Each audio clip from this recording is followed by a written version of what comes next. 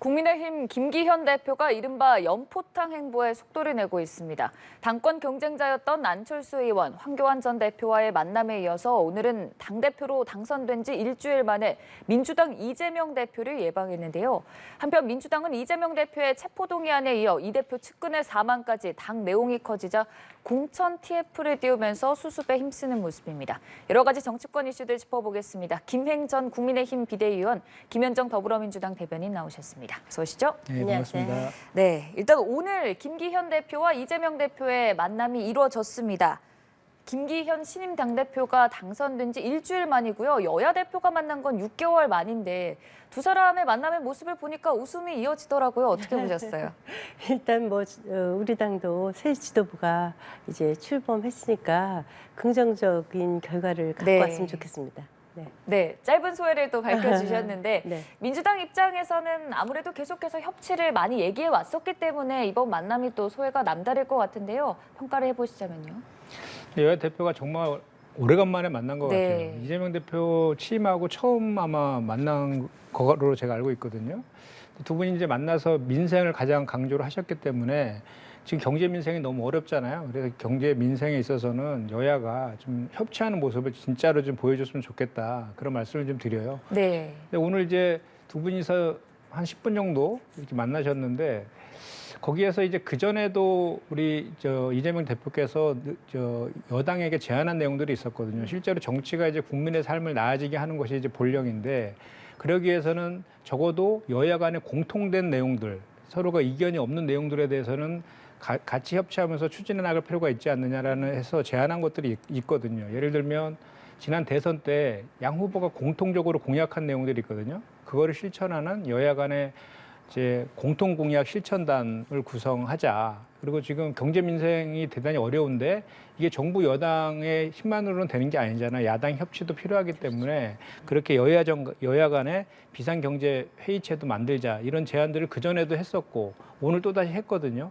그거에 대해서 이제 김기현 당대표께서 민생을 강조했으니까 통크게 좀 받아서 그런 모습들을 좀 국민들한테 보여줬으면 좋겠다 이 말씀을 좀 드립니다. 네, 한 10분간의 대화 그리고 앞으로의 나아갈 방향에 대한 논의를 좀 했던 것으로 보이는데 어떤 부분에 방점이 찍힐 것으로 보세요? 지금 말씀하신 대로 경제가 너무 어렵지 않습니까?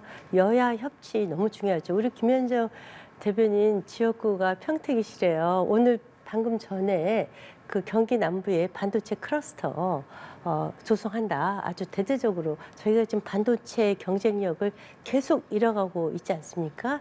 삼성전자의 적자 폭도 크고 그런 것은 우리 김현정 대변인님이 좀 앞장서서 좀 여당이 협조해 주시면 차기 총선에 도움이 될 것 같아요.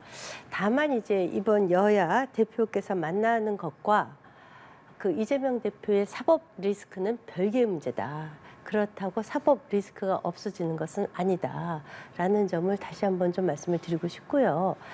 그 말씀하신 대로 이제 여야가 지난 대선 때 공동으로 이제 공약을 낸 것들이 있습니다. 그것에 공동 그 공약 팀을 만들자 이렇게 말씀하셨는데 우리 당이나 민주당이나 다 국회의원 불체포 특권 그거 없애자 다 공동으로 공약했죠. 그것부터 좀 지켜주십사 하는 말씀을 좀 드리고 싶어요. 네. 민주당도 당시 공약했었으니까요. 네, 알겠습니다. 네. 참 여러모로 여야의 협치가 필요한 부분들이 많은데요. 두 분 말씀처럼 민생을 위한 정치, 양 당이 좀 힘을 합쳐서 이뤄내길 바라면서 좀 당 내부적인 상황 자세하게 얘기 나눠보도록 하죠. 김기현 대표가 지금 전당대회 이후에 같이 레이스를 치렀던 주자들을 하나둘 만나고 있는데 안철수 의원에게 직을 제안했다가 고사했다라는 답변을 들었고요. 황교안 전 대표는 직을 제안을 하지는 않았다고 합니다. 그 이유는 있을까요? 네. 일단 이제 안철수 대표님 측은 이제 그분 쪽은 이제 저희가 이제 자리 제안을 했었는데 사실 그분께서 이렇게 많은 분을 모시고 우리 당과 합당을 한 건 아니에요. 때문에 이제 특별히 추천할 인물이 없다 지금 현재 이렇게 말씀하신 것으로 알고 있고요. 네. 지난 이제 경선 과정 중에 험지라도 어디든지 출마했어서 그 대선 총선 승리를 대선 승리에 이어서 이뤄내겠다. 이분은 여하튼 차기 대선 주자의 유력한 분 중에 한 분이지 않습니까? 그래서 적극적으로 협조하실 것으로 보여지고요. 황교안 대표님한테는 그러게요. 직을 특별히 제안하신 것 같지는 않아요. 왜냐하면 그분 역시 이제 그 지금 주변에 저희 당원들이 특별히 포진해 있는 것은 아니니까 좀 지켜보시죠. 네, 사실 전당대회 이후에 김기현 대표가 당선되고 남은 주자들과도 연포탕 행보를 보이겠다 이렇게 밝힌 바 있거든요. 이 행보가 그 일환으로 좀 봐야 될까요? 아니면 앞으로 조금 더 얘기가 나올까요?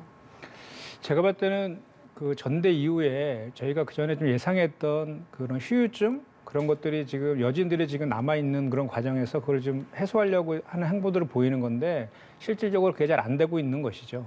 왜냐하면 지난번에 당대표부터 해서 최고위원, 청년 최고위까지 다 친윤 일색으로 지금 됐고 또 가장 인사나 조직이나 공천에 있어서 중요한 자리인 사무총장도 친윤 인사로 채웠단 말이에요. 그리고 실제로 연포탄 인사라고 하지만 실제로 후보로서 경쟁한 분들 그 안철수라든지 황교안이라든지 천하람 후보 측에 관련된 인사들은 또 하나도 기용도 안 했어요. 그리고 안철수 후보에 대해 특위위원장 제안한 것은 네. 그 체급에 안 맞죠. 그거는 그냥 하는 얘기고. 그래서 여전히 지금 그때 그 이제 경선 과정에서 불거졌던 그 땅 투기 의혹이라든지 그리고 지금 황교안 전 대표 같은 경우는 부정선거를 또 지금 주장하고 계시더라고요. 그리고 대여 투쟁하겠다라고 하고 또 지난번에 공수처에 고발한 건도 남아 있잖아요. 거기다가 더해서 이준석 그 전 대표에 대해서는 지금도 여전히 같이 할 수 없다라는 지도부의 발언들이 계속 이어지고 있거든요.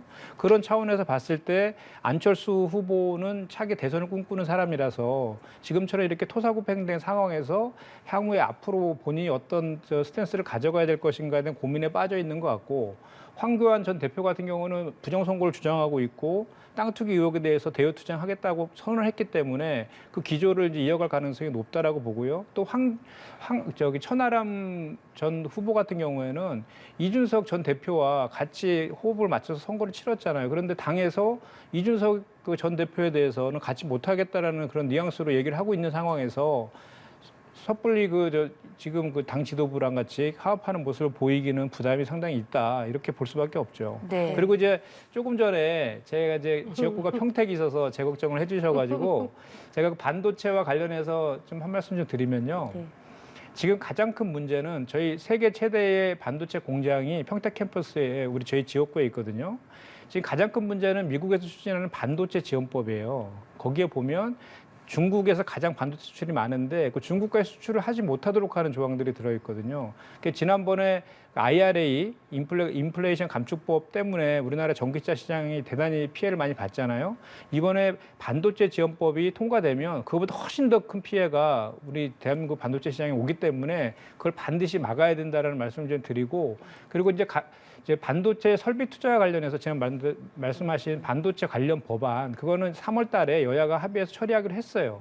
처리하기로 했고 그와 관련해서도 사실 처음에는 그 반도체 시설 투자했을 경우에 세액 공제율을 원래는 6%에서 민주당은 10%를 올리자고 했고 국민의힘이 이제 더 올리자고 했었는데 정부에서 8%밖에 올릴 수 없다라고 해서 8%만 올렸어요 법안에. 그래 법안이 처리됐거든요. 네.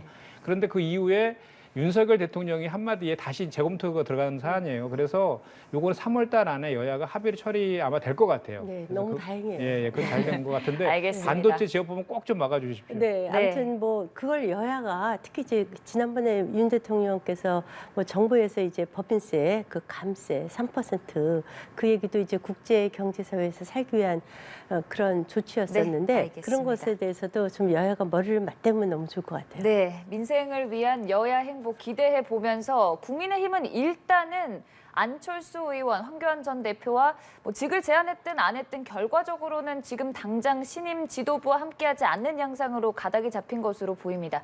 그리고 이제 레이스를 뛰었던 후보 중 남은 사람은 천하람 위원장인데요.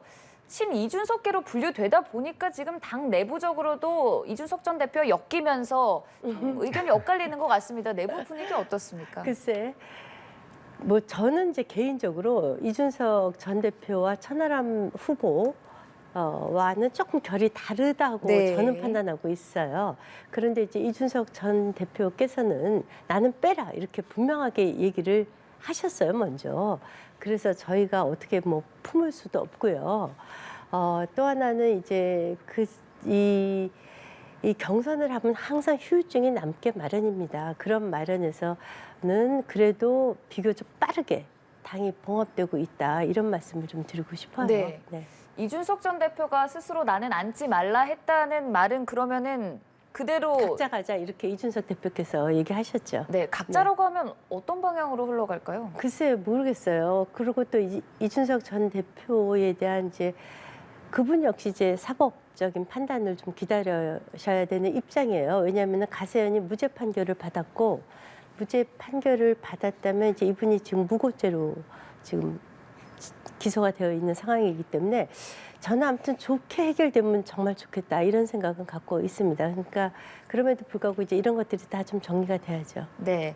천하람 위원장과 이준석 전 대표의 분리 행보가 어떤 양상으로 이어질 거라고 보세요? 저는 일단은 이제 김기현 대표가 당의 이제 그 경선 이후에 당을 통합시키려고 하는 노력들은 당연히 이제 당연한 거고 또 잘하시는 거라고 보는데 문제는 실제로 그게 진정성이 있고 신뢰가 있어야 되거든요. 근데 이제 당 지도부가 벌써 이준석에 대한 배제 발언을 이제 공식적으로도 막 하고 있고 또 검사 출신인 유상범 수석 대변인께서 또 검찰 소환 가능성을 언급하면서 이준석 대표를 또 공격했거든요. 이런 상황에서 천하람 후보가 그 당의 그 진정성을 믿고 이렇게 같이 하는 거에 대해서 흔쾌하게 지금 대답할 수 있는 상황이겠냐라고 보면은 그렇지 않다라는 거죠. 그리고 정치가 좀 전에도 말씀드렸지만 정치가 신이고 도리가 가장 중요한데 천하람 전 후보 같은 경우에는 그 이준석 그 전 대표랑 같이 그동안 선거 과정에서 쭉 같이 해왔잖아요. 그럼 앞으로 정치도 그 틀을 유지하면서 할 수밖에 없는 또 한계들이 있는 거거든요. 물론 그 이준석을 뛰어넘는 정치인으로 가야 되는 그런 거는 당연히 이제 본인이 할 역할이고 또 과제라고 보고 그렇게 해야 된다고 생각합니다. 그렇지만 큰 틀에서 같은 기조를 가지고 같은 가치와 철학을 가지고 분명히 경선을 치렀기 때문에 그거를 무시하는 순간 천하람 전 후보를 지지했던 당원들한테 또 배제될 수밖에 없는 상황이거든요. 근데 이제 이런 건 있는 것 같아요. 천하람 후보라는 분이 이제 대구 출신이신데 네. 그 지금 순천에 가서 선거운동을 하고 계시고 가족 전체가 장모님까지 모시고 이사 가셔서 정치개혁, 지역주의 타파하시겠다고 하는 아주 유명한 정치인이세요. 그래서 저는 이준석의 틀에 갇히지는 않을 거라고 보고 합동연설회 중에도 저하고 여러 번 대화를 나눴는데 본인은 윤석열 정부를 돕고 싶고 또 윤 대통령에 대한 공격은 하지 않겠다라는 것을 분명히 말씀하셨어요. 그런 점에서 제가 이제 이준석 전 대표하고는 조금 결이 좀 달랐다라는 말씀을 드리는 거고 또 하나 이제 청년 최고위원으로 출마하셨던 이기인 후보 같은 경우에는 별명이 이재명 저격수예요. 그래서 이재명 대표의 그 성남 시장 시절에 그 많은 비리들을 들춰내서 언론에 폭로하고 당시에 굉장히 많은 조사를 해서 기자회견을 하셨던 분이세요. 그래서 이분하고 또 그 이준석 전 대표하고도 조금 결이 많이 달라요. 근데 여하튼 천하람, 이기인 이런 분들은 저희 당에 굉장히 중요한 자산이다. 이런 생각이 들고요. 그 이준석 전 대표의 지금 같은 그 불편한 양쪽의 상황은 어느 한쪽에서만 푼다고 해서 풀 수 있는 문제는 아닌 것 같아요. 왜냐하면 저희 지도부뿐만이 아니라 당원들도 이준석 전 대표께서 하신 말씀에 상처 입으신 분들이 많거든요. 아니 대통령한테 뭐 엄석대 일그러진 영웅에 나오는 주인공 엄석대의 비난 이렇게 빗대서 비난하시고 이런 말씀은 조금 지나치셨다 이런 말씀을 좀 드리고 싶어요. 네. 저는 이제 남미당이라서 제가 이렇게 구체적으로 얘기할 건 아닌 것 같은데 그럼에도 불구하고 정말로 진정한 그 당의 그 화합과 통합을 원한다고 하면 지금 저기 국민의힘의 지도부에서 하는 행태를 보면 이준석과 천하 용인들을 갈라치기 하는 전법을 지금 쓰고 있는 것 같거든요. 왜냐하면 그 천하람 그 전 후보가 뭐 방송에 나와서 그런 얘기 하더라고요. 이준석 전 대표랑 결별하면 당직 뭐 이것저것 뭐 할 수 있다 뭐 이런 식으로 누군지는 얘기는 안 했지만 그런 얘기를 직접 하시더라고요. 그만큼 이제 자꾸 갈라치기 하려는데 그렇게 되면 더 뭐랄까 화합이나 이런 것들이 더 어려워질 수 있다는 생각이 들더라고요. 아니 갈라치기 아니고요. 저는 이제 그 이준석 전 대표께서도 정치적 꿈이 크신 분이지만 천하람 후보 역시 꿈이 크시고 아니 그러니까 저 젊은 분이 순천에 연고도 없는 데 가셔서 저렇게 지금 정치적 도전을 하고 계시지 않습니까? 네. 그래서 결코 이준석 틀에 갇히지는 않을 것이다. 만약에 그분들이 단일 대우로 가시려면 이준석 후보 역시 그 틀에서 깨어나와서 새로운 그 정말 당원으로서 어떻게 당에 기여할 것인가, 총선에 기여할 것인가 함께 고민을 하셔야 된다. 이런 말씀을 좀 드리고 싶어요. 전당대회 과정에서 친 이준석계로 분류됐던 천하용인 이 멤버들이 이준석 전 대표와 결이 좀 다를 수 있다라는 점을 짚어주셨는데 그렇다면 김기현 대표와 천하람 위원장 곧 만날 수 있을까요? 그래서 저는 그러길 희망해요. 네네. 희망을 한다. 네, 그러길 희망합니다. 그 가능성은 그러면 저는 있을 수 있을 것 같아요. 아, 네. 네. 일단 전당대회 이후에 같이 레이스를 치렀던 사람들의 행보 하나하나 좀 주시가 되는 상황인데요. 일단은 계속해서 김기현 대표는 당대표 당선 이후에 적극적인 행보를 보이는 양상입니다. 같이 레이스를 치렀던 사람들 이외에도 오늘 오후에는 이명박 전 대통령을 예방하게 되는데요. 그 배경부터 좀 짚어보도록 하죠. 이제 저희 당에 지금 이제 살아계신 전직 대통령이 이명박 전 대통령, 박근혜 전 대통령이시죠. 그러니까 당연히 찾아뵈야죠. 그리고 이제 저희가 사실은 전당대회 기간 준비하는 저기 전에 이런 얘기도 좀 나왔어요. 아, 그래도 두 분이 여하튼 상징적인 보수의 그 인물인데 이 두 분이 전당대회에 함께 오셨으면 너무 좋겠다. 그런 의견을 피력하신 분들도 계셨습니다. 네. 그래서 이것은 당연한 행보다. 곧 이제 박근혜 전 대통령도 예방하실 것으로 이렇게 기대하고 있습니다. 네, 김기현 대표의 전직 대통령 예방 행보 어떻게 평가하세요? 지금 사실 신임 이제 당대표가 선출됐는데 여론조사를 제가 보니까 출범 초기인데도 불구하고 대단히 저조하게 나왔더라고요. 그러니까 김기현 신임 대표에 대한 평가에서 3월 11일 양일간에 한길 리서치에서 조사한 결과거든요. 잘못 선출돼서 국민 지지 받기 어려울 것이다가 36.4%로 더 높더라고요. 한 6.4%가. 그리고 이제 향후 활동 결과에 따라서 지지를 결정할 것이다. 이게 저희 중도라고 하는 25.2% 정도 되던데. 그리고 또 국민의힘과 이게 중요한 건데 대통령과의 관계에서 당이 대통령실 의견을 따르게 될 것이다가 59.7%예요, 무려. 그러니까 경선 과정에서 우리가 우려했던 윤심이 작용하는 대리 대표 아니냐라는 그 이제 그런 뭐랄까 그런 비판 그런 것들이 국민들이 그 바라보는 시각이다라는 거고 이런 비판 여론들을 감안해서 지금 강폭 행보를 저는 보이고 있다고 봐요. 물론 당의 통합이라는 그런 명분을 갖고 하고 있지만 이런 비판의 여론을 좀 약화된 것을 좀 만회하기 위해서 그 후보들도 빨리 만나고 또 전직 대통령도 인사도 드리고 하는 그런 일환이라고 저는 생각합니다. 네. 여론조사 해석하는 방법이 이제 각자 자기 보고 싶은 것만 저도 그럴 거예요. 그런데 이제 여하튼 기대해 보겠다라는 그 중도 표심도 한 25% 되지 않습니까? 이제 36% 정도가 김기현 대표에 대해서 이제 부정적 의견을 피력했다. 그만큼은 아마 민주당 지지자들 이지 않을까 저는 그렇게 봅니다. 그래서 25%의 긍정적인 그 표심을 좀 보고 싶고요. 사실 저는 이렇게 생각을 해요. 내년 총선은 윤석열 대통령에 대한 중간 평가이고 그래서 경제가 너무나 중요하고 집권 여당은 대통령과 당을 분리할 수 없습니다. 그런 의미에서 저는 강력한 친윤 체제가 들러선 것은 일사불란하게 정말 총선을 이기기 위한 진정성으로 볼 수뿐이 없다. 저는 이렇게 보고요. 물론 그것에 대한 비난 여론도 있지만 예를 들자면 이제 김대중 전 대통령까지는 총재 시기였기 때문에 당대표가 굉장히 막강한 권한을 가졌죠. 그런데 이제 노무현 전 대통령께서 당선되시자마자 당청 분리를 말씀하셨어요. 그러다가 그때 당시 이제 김대중 전 대통령에 대한 대북 송금 특검을 받아들이자마자 동교동계가 다 들고 일어나서 결국 그것이 열린 우리 당과 분당 사태까지 네. 이루어지고 노무현 전 대통령께서도 가장 후회했던 말씀이 당정 분리다 이런 말씀도 하셨어요. 문재인 전 대통령 역시 비슷한 맥락의 말씀을 하셨죠. 그래서 저는 당과 또 대통령실과의 관계는 정말 어떤 부분은 부부관계라고 표현하셨더라고요. 저는 부부관계도 아니라고 생각을 해요. 부부간에도 배신도 있고 불륜도 있어요. 그렇게 하면 안 돼요.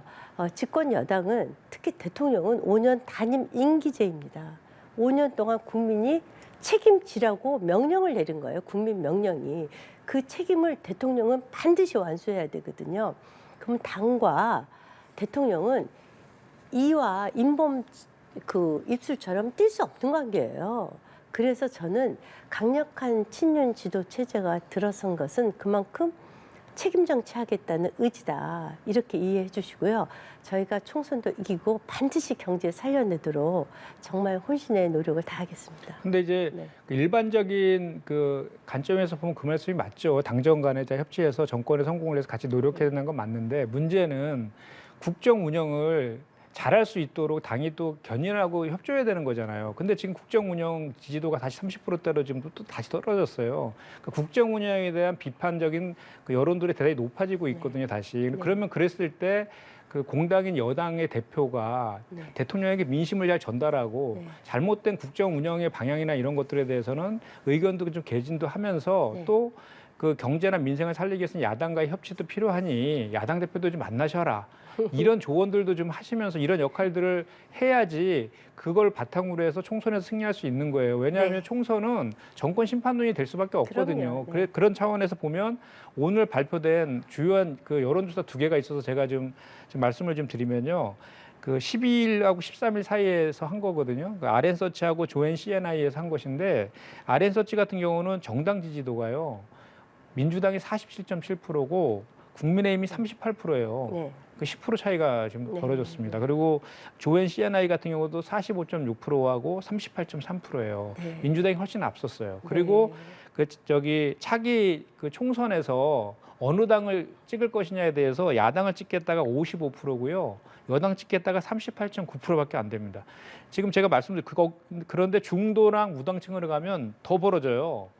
56.1% 대 36.7%로. 그래서 무슨 얘기를 제가 드리려고 하면 좀 전에 자꾸 총선 승리가 가장 좀 중요한 과제로 당정 간의 과제로 지금 네. 말씀을 하고 계시지만 실제로 국민들이 생각해 봤을 때는 지금처럼 국정 운영 했다가는 총선에서 정권 심판하겠다라는 게 지금 여론이거든요. 그렇기 때문에 이거를 극복하기 위해서는 정말로 국민의힘 새 당대표와 지도부가 쓸소리 할 건 하고 여야 간에 협치하고 그 정부와 야당과 협치를 통해서 민생을 살려냈을 때 그걸 회복할 수 있다 이 말씀을 드리는 겁니다. 알겠습니다. 그래서 이제 정례 회동을 한 달에 2번씩 하기로 한 거 아닙니까? 그래서 이제 그 정례 회동 중에 많은 대통령실과 당과 정부가 하기로 했으니까 네. 그 과정 중에 많은 좋은 얘기가 나올 것으로 봅니다. 벌써부터 총선 얘기가 나오면서 복잡한 셈법이 작용하는 모습인데요. 일단 양당 모두 다 각자의 행보에 박차를 가하는 상황입니다. 국민의힘은 통합 행보, 새 지도부 빠르게 보이고 있고요. 민주당의 경우에는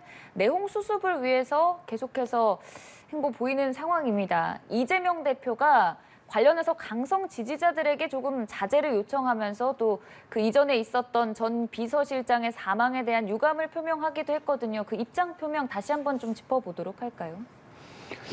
그 어제 4시에 당원들과 이제 대화를 좀 하신 건데 사실 그 가장 비서실장 하셨잖아요. 고인께서. 그 가장 충직하고 가장 성실하고 가장 능력 있는 분이라고 평가를 본인이 하셨듯이 누구보다도 가장 슬퍼하고 비통해 하십니다. 본인께서. 그거에 대해서 당원들과의 대화에서 그런 솔직한 마음을 표현한 것이죠. 어쨌든 간에 그 본인 검찰에서 일방적으로 본인을 수사하고 기소하고 이렇게 하고 있는 것이지만 어쨌든 그런 표적 수사의 일환에서 이런 일들이 벌어졌기 때문에 본인과의 연관성이 분명히 있는 것이죠. 그거에 대한 애통한 마음을 표현한 것이다라고 저는 보고요. 앞으로 이제 그런 것 같습니다. 우리 당내에서 이제 이 체포 동의안 부결 이후에 당내에서 이제 혼란스러운 그런 과정도 좀 있었고 지금 그걸 재정비하고 있는 그런 과정인데 그 과정 속에서 이제 우리 당원들 중에서 소위 말하는 이제 강성 지지자분들께서 예를 들어서 뭐 문자 폭탄을 보낸다든지 이런 것들에 대한 것도 지금 현재는 당이 더 크게 단결을 해서 검사 독재 정권, 구력 외교하고 있는 윤석열 정부랑 맞서 싸워야 되기 때문에 그런 걸 좀 자제해주고 더 큰 단결을 해서 같이 힘을 합시다 이런 메시지도 같이 전달한 것이죠. 네, 이 대표의 이런 대응 방안 어떻게 평가하시는지 좀 들어볼까요? 오늘 이제 이 대표님께서 이제 그 김기현 대표님을 만났을 네. 때 말씀이 정치가 상대를 무너뜨리기 위한 것은 아니다라고 좀 이게 뭐랄까 가시가 있었죠. 그리고 사실 어저께 유튜브에서도 보면 이제 그간에 5분이 극단적인 선택을 하셨는데 사실 명복을 빈다 이런 말씀이 먼저 나올 줄 알았는데 그런 말씀이 안 나왔었어요. 그리고 측근 2분이 지금 구속되어 계시지 않습니까? 그럼에도 불구하고 그것에 대한 유감 표명도 없었고 대국민 사과도 없었죠. 그것에 대한 이제 비난 여론이 빗발치니까 어저께 유튜브에서 이제 비로소 그 말씀을 하셨는데 근데 그 내용도 이렇게 유튜브에서 하신 말씀을 가만히 들어보면 곁에 있었다는 이유만으로 당했다. 이건 참 본인의 책임을 회피하는 거다. 이런 생각이 들고요. 이제 동지에 대한 증오심을 거두고 바깥으로 총구를 향해야 된다.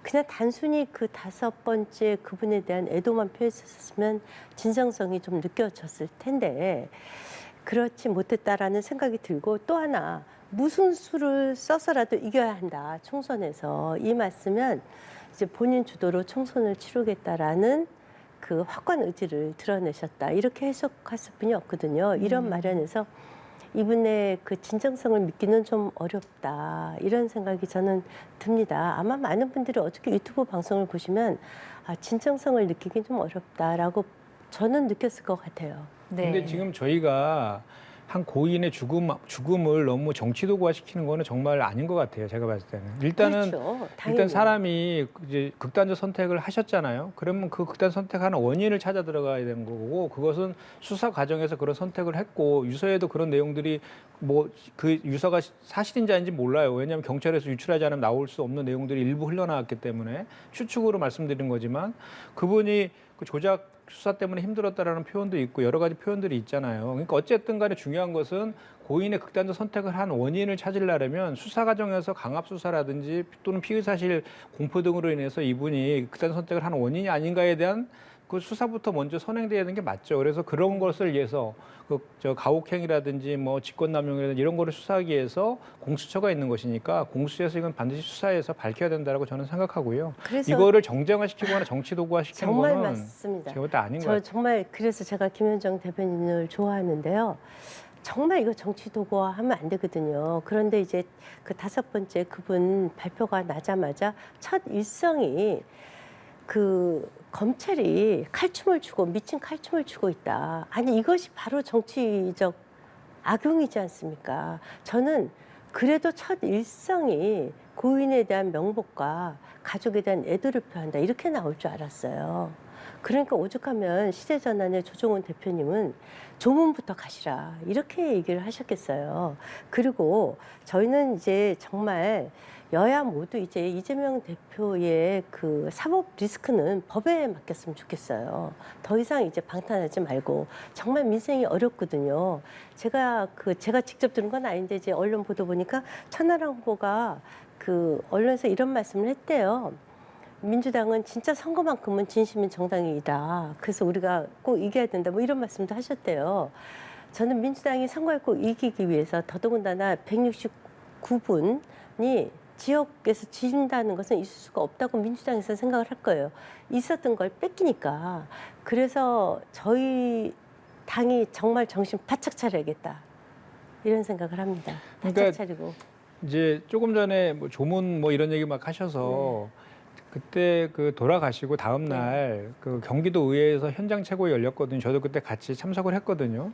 그 자리에서 애도 다 표현했습니다. 가장 슬퍼하고 비통해하셨고 그 전날 많이 우셨는지 얼굴도 퉁퉁 부었고 그날 그 당의 공식 행사가 2개나 있는데 다 취소하고 바로 현장 최고위 끝나자마자 바로 조문으로 가신 거예요. 그래서 그만큼 그 고인에 대한 애도는 충분히 슬퍼하고 계시고 이렇다는 말씀을 제가 드리는 거고 이재명 대표가 그 검찰의 그 칼질이 광기다 뭐 이런 표현을 한 것은 그만큼 애정했던 아꼈던 그 고인의 죽음에 대한 슬픔을 그렇게 저는 표현했다라고 보는 겁니다. 그래서 좀 전에 말씀하신 것처럼 경제나 민생이 가장 중요하다고 하잖아요. 그래서 저는 제가 누누이 그 전에도 늘 말씀드린 건데 지금 대장동 사건이라든지 또는 김건희 여사와 관련된 그 사건이라든지 이런 것들이 국민적인 의혹이 대단히 큰데 지금 현재 국민들께서는 윤석열 검찰에서 하고 있는 수사에 대해서 이게 과연 공정하게 하고 있느냐에 대해서 의구심을 많이 갖고 계시거든요. 그래서 제가 누누이 말씀드리지만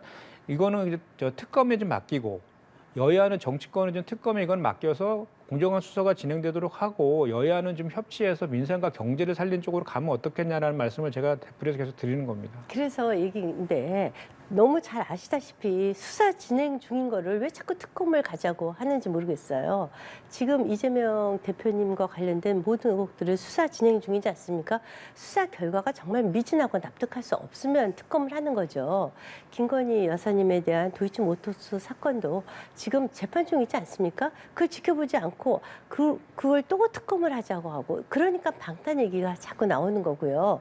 또 하나 김건희 여사가 뭐 관련됐다고 자꾸 민주당에서 주장하는 도이치모터스 사건과 또 그 이재명 대표님의 사건은 별개라는 거예요. 물타기 안 됩니다. 어떻게 그걸로 물타기가 되겠어요. 네. 그리고 또 하나 자 보세요. 그 공직선거법 위반한 허위사실 고 김문기 씨 모른다고 하신 것 등등등은 선거법이기 때문에 올해 9월 안에 재판 결과가 나옵니다.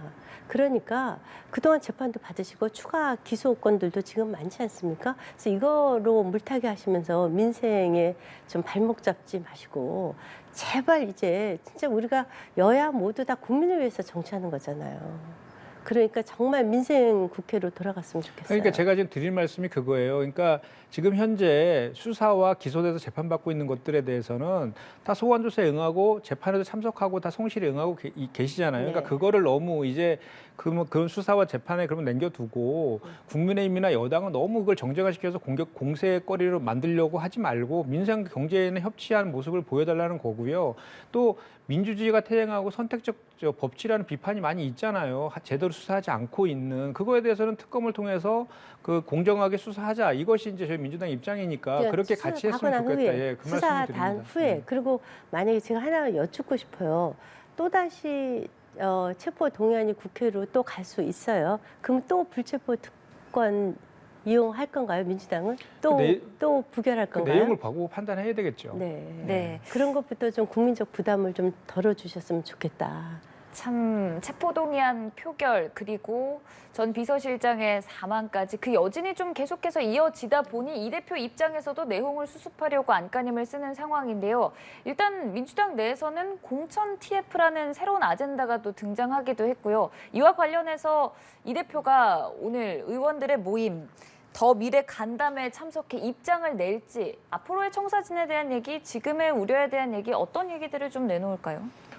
더미래에 소속된 연구 모임인데요. 우리 당에 한 60여 분이 속해 있는 가장 큰 이제 연구 모임인데 지난 3월 8일인가 입장문을 발표했어요. 그래서 방점은 지금 현재는 당이 지금 검사 독재 정권에 맞서서 단결해야 될 때의 방점이 가장 찍혀 있고요. 그리고 쌍특검 추진을 강하게 하자라는 네. 것도 있고 지금 현재 당이 이렇게 좀 혼란스러운 거에 대해서 책임을 통감한다 이 표현도 있고 그리고 이런 것들을 극복해 나가기 위해서는 당에 좀 더 소통하고 좀 더 쇄신하는 모습을 보여달라. 요 내용이거든요. 그런 내용 가지고 이제 허심탄회하게 대화하는 거니까 지금 당대표께서 최근에 그 의원들과 또는 또 어느 민주당의 길이라든지 또는 더 좋은 미래라든지 또는 당원들이라든지 그런 소통들을 대단히 많이 강화시키고 있거든요. 그래서 당을 하나로 결속시키고 재정비하는 그런 과정들을 되게 열심히 하고 있기 때문에 지금 이제는 이재명 대표에 대한 사퇴론보다는 어떻게 하면 국민의힘과 마찬가지로 차기 총선에서 승리할 수 있는 방법이 있을까 이런 거를 구체적으로 논의하는 그런 단계로 많이 들어갔다라고 봅니다. 네.